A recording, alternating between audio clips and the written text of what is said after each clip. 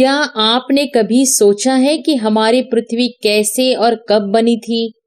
पृथ्वी पर जीवन कैसे संभव हुआ? सबसे पहले कौन और कहाँ धरती पर आए? आज तुम इस वीडियो में धरती के अरबों सालों का इतिहास जानोगे। हमारी पृथ्वी आज कहाँ है? उससे पहले यहाँ कुछ नहीं था, अर्थात यह हमारा पूरा सौर मंडल नहीं था। मानव जीवन का कोई अस्तित्व नहीं था। यह सब ब्रह्मांड का एक हिस्सा था। मैं नहीं कह रही हूँ यह, लेकिन दुनिया के कई महान वैज्ञानिक ने अपने शोध में यह कहा है। भूमि से लगभग 13-14 अरब प्रकाश वर्ष की दूरी पर, अर्थात एक प्रकाश वर्ष वह दूरी है जिसमें सूरज का प्रकाश लगभग 3 लाख किलोमीटर का फासला एक सेकंड में तय करता है, और वह दूरी जो एक साल में बनती है, हम इसे एक लाइट ईयर कहते हैं। आज 13-14 अरब वर्ष पहले अंतरिक्ष में धूल और गैस से भरे हुए बादल थे। इन बादलों के क्लस्टर से अलग एक सितारा, जिसमें समय के बीतने के कारण, ऊर्जा की कमी के कारण एक भयानक विस्फोट हुआ। वैज्ञानिकों के अनुसार, जिसे हम बिग बैंग सिद्धांत के रूप में जानते हैं, विस्फोट के बाद उस तारे का भार लाखों सालों तक धूल और पत्थर के रूप में अंतरिक्ष में घूमता रहा, और उन धूल और पत्थरों के दबाव द्वारा उत्पन्न गर्मी के कारण एक किरणमय पदार्थ जन्म हुआ। यह हीलियम और हाइड्रोजन गैस बनाया, जिसके साथ वे पत्थर धीरे धीरे एक दूसरे से जुड़ने लगे और वे लाखों साल तक जुड़े रहे, जिससे उन पत्थरों का आकार हमारी पृथ्वी के आकार से करोड़ों गुना बड़ा हो गया। लेकिन समय के साथ एक बार फिर ऊर्जा की कमी के कारण वे विस्फोट कर गए। धूप में मजबूत किरणों ने हीलियम और हाइड्रोजन गैस उत्पन्न की, जिनसे गुरुत्वाकर्षण और ऊर्जा के कारण अंतरिक्ष में चक्रवाती उल्काएं सूर्य के चारों ओर घूमना शुरू हो गई। सूर्य का ग्रहमंडल अंतरिक्ष के एक दूसरे से टकरा गया, जिससे पृथ्वी, मंगल, बुध, शुक्र और अन्य ग्रह बने। अब कुछ रेस्टरॉइड सूरज के चारों ओर गुरुत्वाकर्षण और ऊर्जा के कारण पृथ्वी को आकर्षित कर रहे हैं। उनके पास जो धरती पर आग के एक गोले के रूप में गिरना शुरू हुआ, उसी समय सूर्य के चारों ओर घूमते हुए एक ग्रह नामक थिया पृथ्वी की सतह में प्रवेश किया और पृथ्वी से टकरा गया, जिससे चांद बना। उस समय पृथ्वी का तापमान लगभग 2000 डिग्री सेल्सियस था, जैसे एक आग का गोला, क्योंकि पृथ्वी पर आग की तरह गोलाकार बादल थे और नमक, पानी और खनिज के तत्व उन बादलों में मौजूद थे।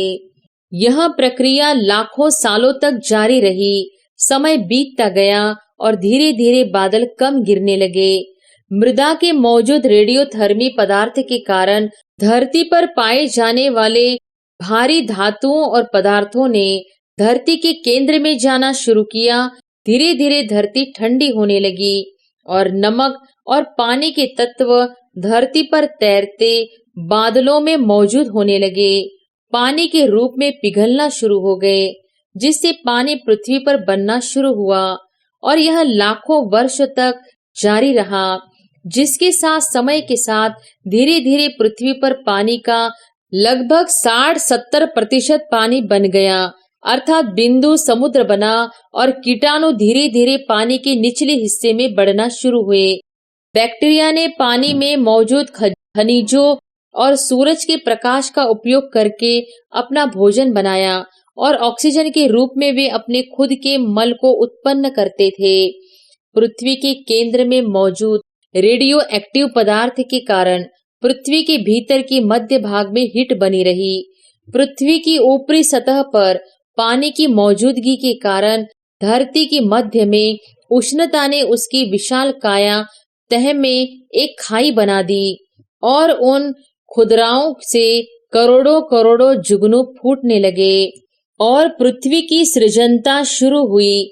इसका निरंतरता लाखों सालों तक चली, जिसके कारण पृथ्वी पर कार्बन डाइऑक्साइड की मात्रा बढ़ी, जिससे पृथ्वी का तापमान इतना कम हुआ कि पृथ्वी पर सभी पानी बर्फ बन गया। लेकिन समय के साथ फायरफ्लेस धीरे धीरे कम और ज्यादा फटना शुरू हो गए, जिसके कारण पृथ्वी का तापमान हमेशा कम हो रहा था। कहीं जगह पर बर्फ पानी में बदलने लगी और कहीं जगह पर पानी बर्फ में बदलने लगा, क्योंकि पृथ्वी के कोर में मौजूद तापमान कम नहीं होता है। इसलिए आज भी कहीं न कहीं प्रकाशमान लावा प्रवाहित होता है, जैसे कि एक ज्वालामुखी से।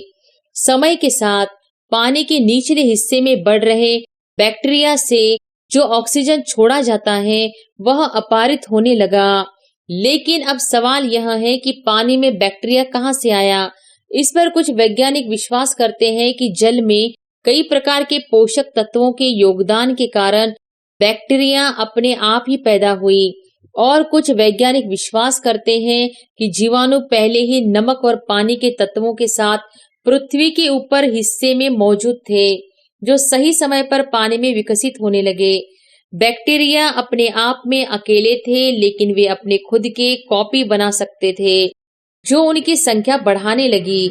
और समय के साथ धीरे धीरे बैक्टीरिया अपने आप को पर्यावरण में एक दूसरे से जोड़ने लगे, जिसमें परिवर्तन के साथ नई बैक्टीरिया की उत्पत्ति हुई, जो उनसे ज्यादा शक्तिशाली थी। उसी तरह बैक्टीरिया की उम्र उनके रंग और आकार में बदल गई। इस परिणाम स्वरूप वे धीरे धीरे विभिन्न समुद्री प्राणियों के रूप में पानी में विकसित होने लगे, और समुद्र में पेड़ और पौधे पानी में मौजूद ऑक्सीजन के साथ उगने लगे। समय के साथ प्रकृति और पर्यावरण में परिवर्तन होने लगे, जिससे उनके शरीर में एक आंख की उत्पत्ति हुई, और फिर उन्होंने समुद्र की दुनिया को देखना शुरू किया। इसके बाद उनकी आंखों के ऊपर एक छोटी सी दिमाग विकसित होने लगी, जिससे वे कुछ छोटे और बड़े फैसले लेने शुरू कर दिए। इस तरह करोड़ों सालों के बाद धीरे धीरे इन छोटी जीवों ने महासागर में महाजीवों के रूप में फैल जाए, अर्थात भूमि पर ऑक्सीजन और परिवर्तनशील पर्यावरण के कारण भूमि की ओजोन परत पतली होने लगी, जिसके कारण पेड़ और पौधे भूमि पर बढ़ने लगे और धीरे धीरे घने जंगलों के रूप में फैलने लगी। पृथ्वी की ऊपरी परत पानी के संपर्क में आने लगी और समुद्र के जीवों की उत्पत्ति होने लगी, जो पृथ्वी के पर्यावरण के अनुसार अपने रंग और आकार में परिवर्तित हो रहे थे। कुछ में से कुछ कुस्तरों के रूप में पृथ्वी के अंदर रहने लगे, और कुछ में से कुछ मेगा क्रीचरों जैसे मगरमच्छ, छिपकलियां और डायनासोर के रूप में पृथ्वी के आकाश में फैलने लगे।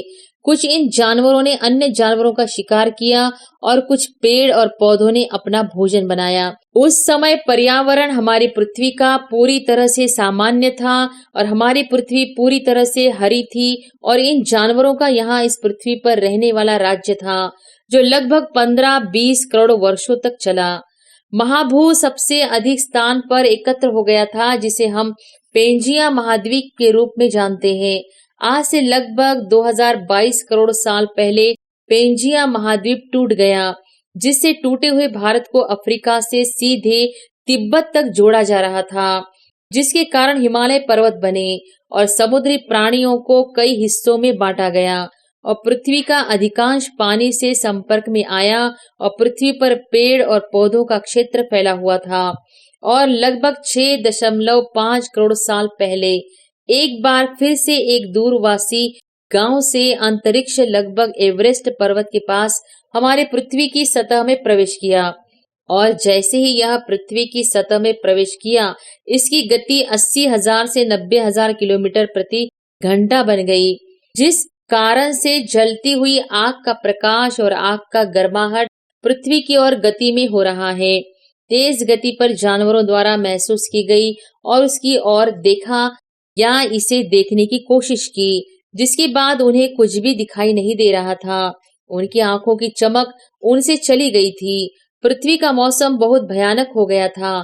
केवल जानवरों के चीखने की ध्वनि सुनाई दी, और थोड़ी देर बाद जब वह दूर के गांव एक आग के गोले के रूप में पृथ्वी पर गिर गया, लगभग 20 से 25 डिग्री सेल्सियस के बारे में इसका बनना लगभग 180 किलोमीटर चौड़ा हो गया, और 20 से 25 किलोमीटर गहराई में, जिसने सभी जीवित वस्तुएं और जंगलों को बनाया। 800 से 900 किलोमीटर इसके चारों ओर, जो आज के समय के अनुसार था लाखों एटॉमिक बमों की तरह फटने के बारे में। एक समय पर इसने धरती पर एक भूकंप को उत्पन्न किया और समुद्र में एक सुनामी और यहाँ तक कि रेडियो एक्टिव सामग्रियों को भी प्रभावित किया। और पृथ्वी के केंद्र में गर्मी, जिस कारण आग फैलने लगी। कार्बन डाइऑक्साइड की मात्रा इतनी बढ़ गई, वह जहां भी वह जहरीली गैस और धुंध निकली, धुआं और आग के गोले बारी अंतरिक्ष में उड़ना शुरू हो गए।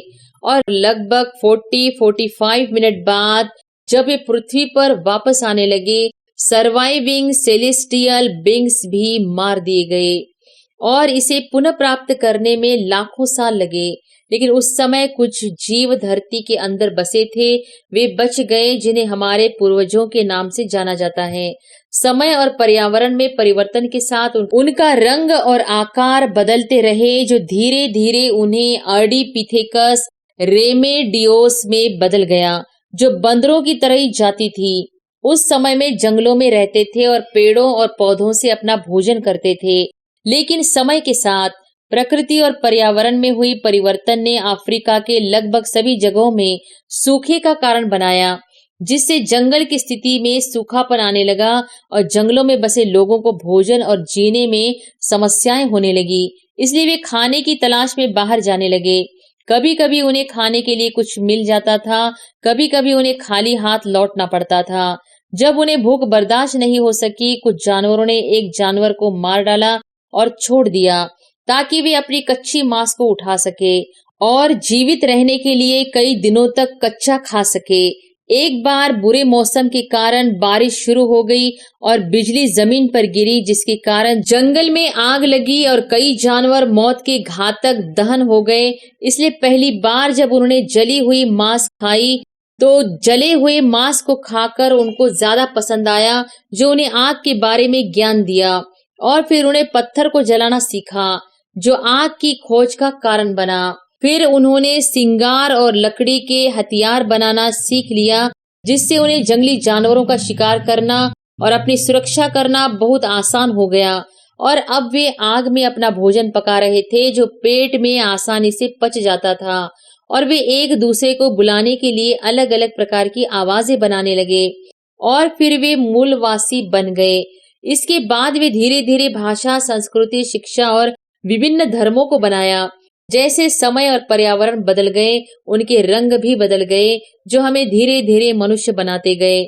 और आज हम मानव जो पृथ्वी पर रह रहे हैं, वो उनके वंशज माने जाते हैं, जो आजकल हर प्रकार की तकनीक की मदद से पृथ्वी से चांद और मंगल ग्रह तक यात्रा कर रहे हैं। सो फ्रेंड, आपको मेरी वीडियो कैसा लगा? कृपया अपनी टिप्पणी करें और मुझे बताएं। धन्यवाद।